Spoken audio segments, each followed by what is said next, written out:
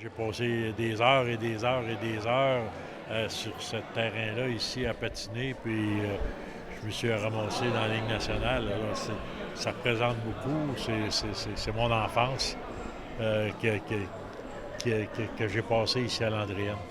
Le centre multifonctionnel Serge Savard, c'est une affaire de solidarité. Le projet de rénovation que plusieurs croyaient impossible a finalement été complété. Serge Savard est même lui-même présent pour l'inaugurer. Très fier d'y arriver parce qu'on a lancé l'idée en 2018.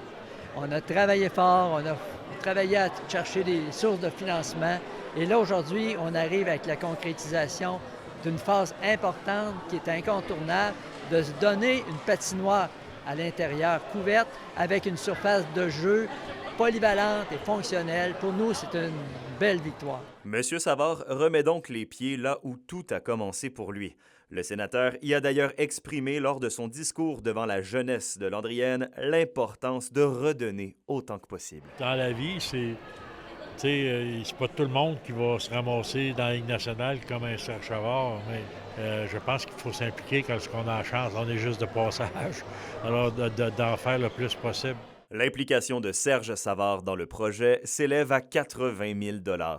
Pour la députée d'Abitibi-Ouest, Suzanne Blais, il s'agit d'un véritable tour de force pour la municipalité. Lorsqu'on regarde, c'est une grande générosité. Il a participé à la première réfection au niveau de la patinoire.